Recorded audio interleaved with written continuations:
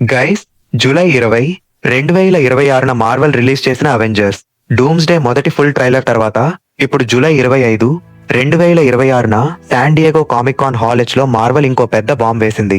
కొత్త exclusive footage, full cost reveal మరియు కొన్ని షాకింగ్ కన్ఫర్మేషన్స్. ఈ రోజు వీడియో నార్మల్ బ్రేక్ డౌన్ కాదు, ఇది పూర్తి డీప్ డైవ్. డాక్టర్ డూమ్ ఎవరు? అతను ఎందుకు ప్రపంచాన్ని కంట్రోల్ చేయాలని అనుకుంటున్నాడు? థోర్ లోకి ఏం కనెక్షన్ ఉంది?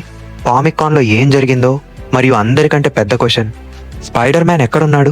కూర్చోండి, ఈ వీడియో నిజంగా ఒక ఫుల్ డాక్యుమెంటరీలా ఉంటుంది. ట్రైలర్ ఓపెన్ అయ్యే డైలాగ్ గుర్తుపెట్టుకోండి.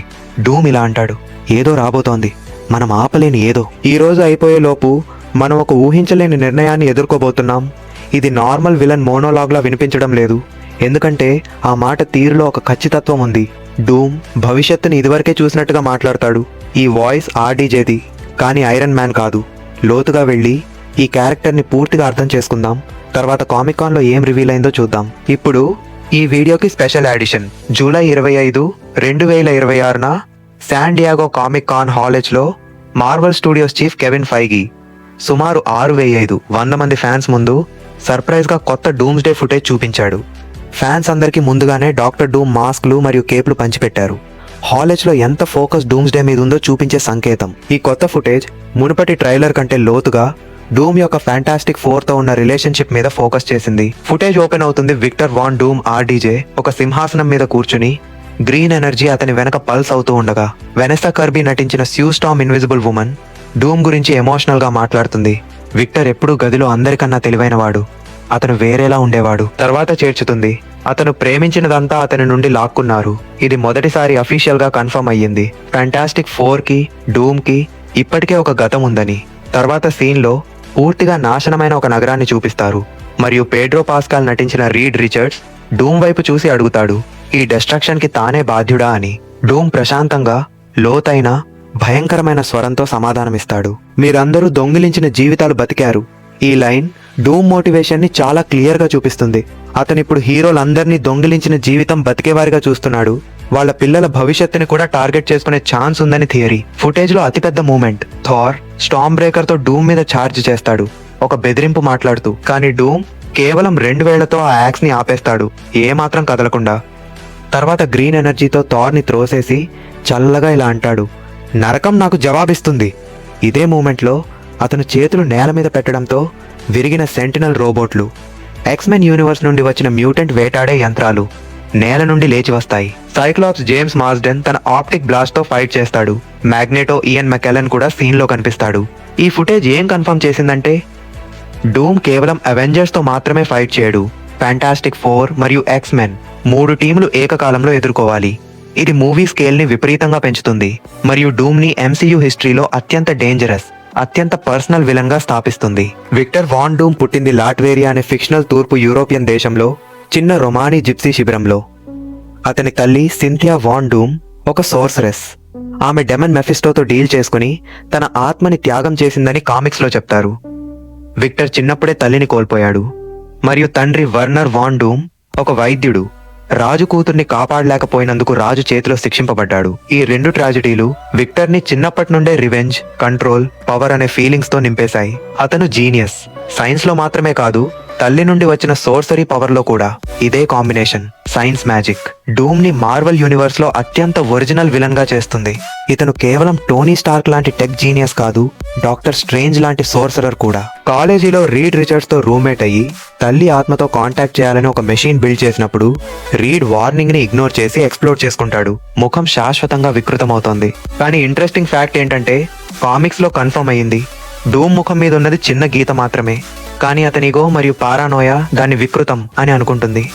అందుకే అతను వేడి మెటల్ మాస్క్ ని ముఖం మీద వేసుకుంటాడు, స్వయంగా చేసుకున్న వికృతం తన సొంత గర్వం వల్ల. ఇదే డూమ్ క్యారెక్టర్ కి కోర్. అతను తన సొంత తప్పులను ఎప్పుడూ ఒప్పుకోడు. ప్రతి ఫెయిల్యూర్ కి ప్రపంచాన్ని బ్లేమ్ చేస్తాడు, తనని తాను కాదు. ఈ కామిక్ కాన్ ఫుటేజ్ లో విన్న దొంగిలించిన జీవితాలు లైన్ సరిగ్గా ఈ ఫిలాసఫీతోనే కనెక్ట్ అవుతుంది. చాలా మందికి డూమ్ గురించి తెలిసింది, ఆర్మర్, టెక్ జీనియస్, లాట్వేరియా కింగ్. కానీ కామిక్స్ లో డూమ్ ప్రపంచంలోని గొప్ప సోర్సరర్లలో ఒకడు కూడా. అతను డాక్టర్ స్ట్రేంజ్ తో అనేక సార్లు డ్యూయల్ చేశాడు మ్యాజిక్ లో, మరియు చాలా సార్లు దాదాపు గెలిచాడు కూడా.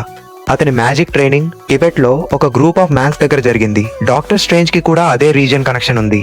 ఇది కాకతాళీయం కాదు, కామిక్స్ లో ఇంటెన్షనల్ ప్యారలల్. డూమ్ సైన్స్ మరియు సోర్సరీ రెండింటిని కంబైన్ చేసి తన ఆర్మర్ ని పవర్ చేస్తాడు. ఇదే కామిక్ కాన్ ఫుటేజ్ లో అతను థార్ స్టార్మ్ బ్రేకర్ ని 2 వేళ్లతో ఎలా ఆపగలిగాడో, తర్వాత గ్రీన్ ఎనర్జీతో థార్ ని ఎలా త్రోసేయగలిగాడో వివరిస్తుంది. ఎంసీయూ డీపర్ థియరీ ప్రకారం ఈ మూవీలో డూమ్ పవర్ సోర్స్ కేవలం టెక్ కాదని చూపించొచ్చు. బహుశా స్కార్లెట్ విచ్ పవర్ రెసిడ్యూ లేదా మల్టీవర్స్ ఎనర్జీ నుండి వచ్చిన మ్యాజిక్ అని హింట్ ఇవ్వచ్చు. ఇది డూమ్ ని ఎంసీయూలో అత్యంత డేంజరస్ విలన్ గా చేస్తుంది, ఎందుకంటే ఇతను ఫిజికల్ గా బలవంతుడు, మెంటల్ గా జీనియస్ మరియు మ్యాజికల్ గా శక్తివంతుడు. 3 కాంబినేషన్ ఇప్పటి వరకు ఏ ఎంసీయూ విలన్ కి లేదు, థానోస్ కి కూడా లేదు. ఇప్పుడు మనం లోతుగా వెళ్ళాలి డూమ్ యొక్క గొప్ప కామిక్ మూమెంట్ కి. 2015 సీక్రెట్ వార్స్ జానథన్ హిక్మెన్ రాశాడు. దీన్ని అర్థం చేసుకుంటే ఈ మూవీ ఏంటో అర్థమవుతుంది. కామిక్స్ లో మల్టీవర్స్ పెలుసుగా మారుతుంది. వేర్వేరు యూనివర్స్లు ఒకదానితో ఒకటి ఢీకొనడం మొదలు పెడతాయి. దీన్ని ఇన్కర్జన్ అంటారు. ప్రతి ఇన్కర్జన్ లో 2 అర్థులు తాకితే ఒకటి బతకాలంటే రెండోది పూర్తిగా నాశనం అవ్వాలి. ఎంత ప్రయత్నించినా, ఎంత త్యాగం చేసినా కాపాడలేకపోతారు. చివరికి మొత్తం మల్టీవర్స్ చనిపోతుంది, 616 ప్రధాన యూనివర్స్ తో సహా. ఇక్కడే డూమ్ తన అల్టిమేట్ మూవ్ చేస్తాడు. అతను బియాండర్స్ అనే దాదాపు దేవుడి స్థాయి కాస్మిక్ ఎంటిటీల పవర్ ని దొంగిలించి మిగిలిన రియాలిటీల శిథిలాల నుండి తన సొంత గ్రహం బ్యాటిల్ వరల్డ్ ని క్రియేట్ చేస్తాడు. తనని తాను గాడ్ ఎంపరర్ డూమ్ గా ప్రకటించుకుని తెల్లటి దైవిక వస్త్రాలు వేసుకుంటాడు. కానీ ఇక్కడే ఒక ట్విస్ట్ ఉంది. డూమ్ బ్యాటిల్ వరల్డ్ ని ఎలా రూల్ చేశాడో తెలుసా? అతను అందరి మెమరీల్ని మార్చేసి తమ గత యూనివర్స్ గుర్తుండకుండా చేస్తాడు. రీడ్ రిచర్డ్స్ స్థానంలో తానే స్యూస్టామ్ భర్తగా, 2 పిల్లలకి తండ్రిగా బతుకుతాడు. డాక్టర్ స్ట్రేంజ్ ని తన షెరీఫ్ గా పెట్టుకుంటాడు. ఇది చెప్పేదేంటంటే డూమ్ ప్రపంచాన్ని నాశనం చేయాలని అనుకోడు. అతను ప్రపంచాన్ని తనలాగే పర్ఫెక్ట్ గా తన రూల్స్ తో కాపాడాలని అనుకుంటాడు.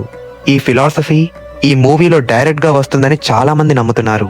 ఎందుకంటే కామిక్ కాన్ ఫుటేజ్ లో డూమ్ దొంగిలించిన జీవితాలని చెప్పడం సరిగ్గా ఈ కామిక్ ఈవెంట్ తో మ్యాచ్ అవుతుంది. Interesting fact, secret wars Marvel comics లో 2 సార్లు జరిగింది. మొదటిసారి 1984లో.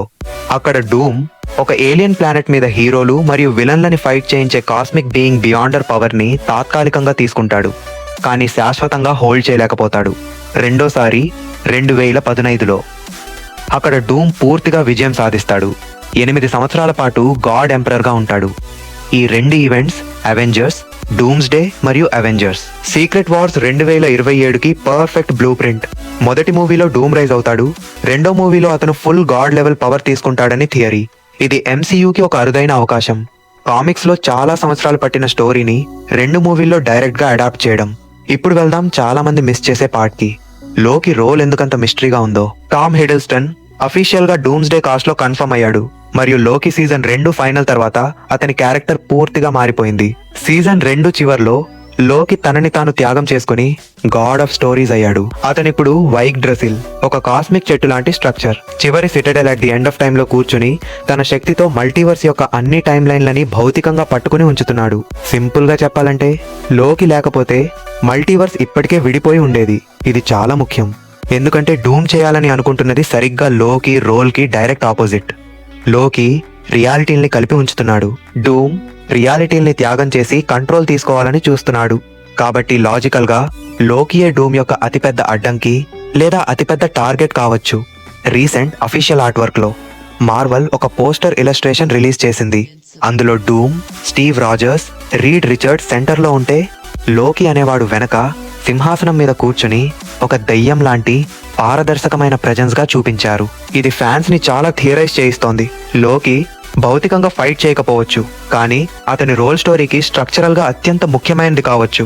కొన్ని రూమర్స్ ప్రకారం లోకి రోల్ చిన్నదిగా ఉండొచ్చని కూడా వినిపిస్తోంది, ఎందుకంటే అతను సిటడెల్ వదిలి వెళ్ళలేడు. వెళ్తే మల్టీవర్స్ విడిపోతుంది. కానీ ఇదే బిగ్గెస్ట్ టెన్షన్ పాయింట్. ఒకవేళ లోకి థోర్ ని కాపాడాలని సిటడెల్ వదిలేస్తే మొత్తం మల్టీవర్స్ ప్రమాదంలో పడుతుంది.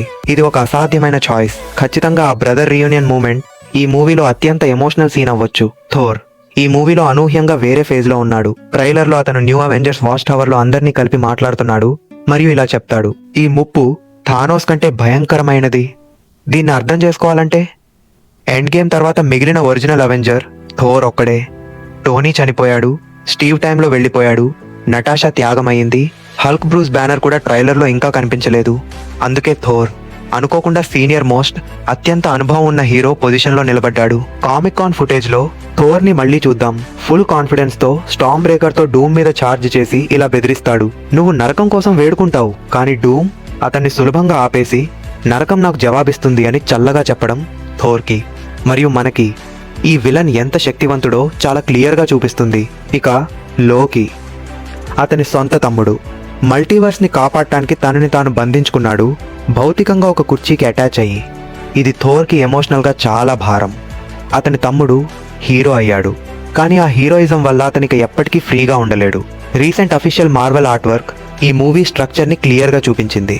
హీరోలు 3 వేర్వేరు గ్రూపులుగా విడిపోయి ఉన్నారు. Group 1 new Avengers core, Thor, గడ్డమున్న స్టీవ్ రోజర్స్, స్కాట్ లాంగ్ యొక్క యాంట్ మ్యాన్ మరియు ఇతర న్యూ అవెంజర్స్ సభ్యులు.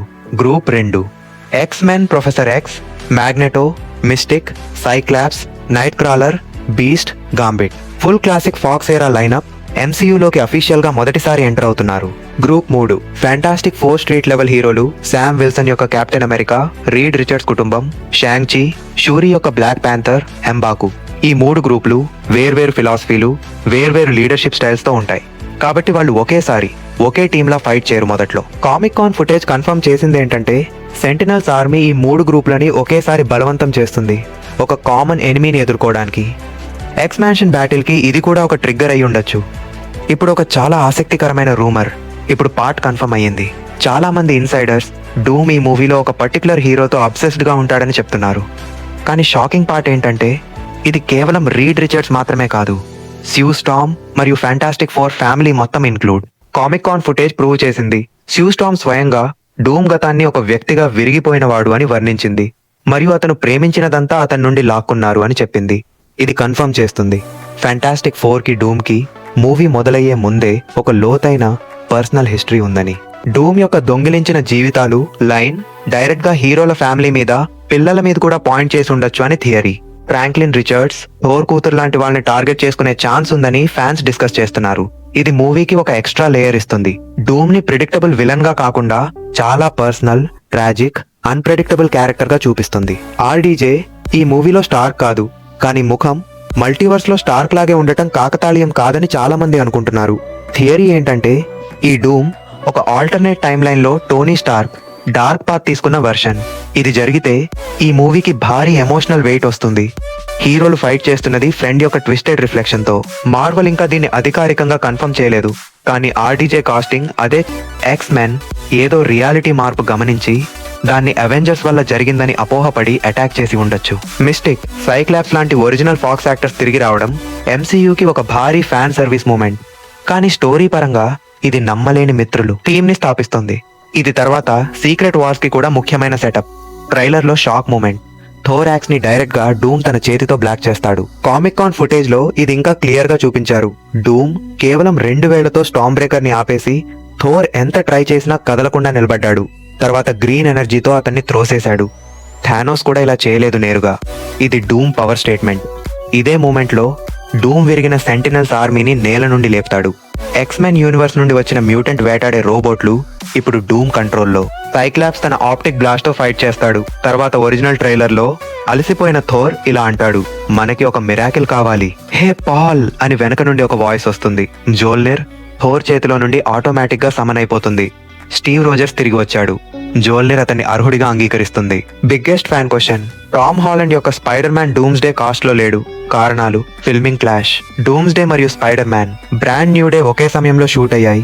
డూమ్స్ డే సెప్టెంబర్ లో ర్యాప్ అయ్యింది, బ్రాండ్ న్యూ డే డిసెంబర్ లో. Timeline placement, brand new day July 31, 2026 MCU timeline లో Doomsday కంటే ముందు జరుగుతుంది. ఈ మూవీ బహుశా పీటర్ పార్కర్ ఎందుకు అవెంజర్స్ తో లేడో వివరించొచ్చు. రీషూట్స్ పాసిబిలిటీ, మార్వెల్ రీషూట్స్ ఇంకా జరుగుతున్నాయి కాబట్టి చిన్న కామియో పాసిబిలిటీ ఉంది. పెద్ద రోల్ మాత్రం ఎక్స్పెక్ట్ చేయవద్దు. కామిక్ కాన్ లో కూడా స్పైడర్ మ్యాన్ పేరు ఎవరూ మెన్షన్ చేయలేదు. దీనివల్ల safe for secret wars theory ఇంకా స్ట్రాంగ్ గా ఉంటుంది. ఆండ్రూ గార్ఫీల్డ్ డైరెక్ట్ గా కన్ఫర్మ్ చేశాడు తను, టోబీ మెగ్వైర్ ఇద్దరు డూమ్స్ డే లో లేరని. కాబట్టి ఇది మల్టీవర్సల్ స్పైడర్ మ్యాన్ మూమెంట్ కాదు, ఒక extra rumour. Kate Bishop, Cassie Lang, Ms Marvel లాంటి క్యారెక్టర్లు ఈ మూవీలో సీన్లు పంచుకోవచ్చని వినిపిస్తోంది. ఇది యంగ్ అవెంజర్స్ టీమ్ కి సెటప్ కావచ్చు. ద మార్వెల్స్ చివర్లో ఇప్పటికే కమలా, కేట్ ని రిక్రూట్ చేయడం చూపించారు. ఇది జరిగితే డూమ్స్ డే కేవలం ప్రస్తుత హీరోల ఫైట్ కాదు, నెక్స్ట్ జనరేషన్ ఎంసీయూకి కూడా ఫౌండేషన్ వేసే మూవీ అవుతుంది. ఇప్పుడు కామిక్ కాన్ లో జరిగిన అత్యంత ఎమోషనల్ మూమెంట్ గురించి చెప్తా. రూసో బ్రదర్స్ యాంథనీ మరియు జో హాల్ హెచ్ స్టేజ్ మీదకి వచ్చి 16 మంది కాస్ట్ మెంబర్స్ ని రివీల్ చేశారు. వెనక స్టేజ్ నుండి Paul Rudd, Anthony Mackie, Simu Liu, James Marsden, David Harbour, Letitia Wright, Lewis Pullman, Kelsey Grammer, Danny Ramirez, Winston Duke, Hannah John Kamen, Rebecca Romijn మరియు Tenoch Huerta Mejia వచ్చారు. Front stage మీద Hayley Atwell, Robert Downey Junior, Chris Evans మరియు Pedro Pascal. ఈ reveal లో biggest surprise, Hayley Atwell official గా confirm అయ్యింది Peggy Carter గా return అవుతానని క్రిస్ ఎవన్స్ యొక్క స్టీవ్ రాజర్స్ పక్కన. ఇది ఫ్యాన్స్ కి చాలా ఎమోషనల్ మూమెంట్, ఎందుకంటే పెగీ మరియు స్టీవ్ స్టోరీ ఎంసీయూలో చాలా సార్లు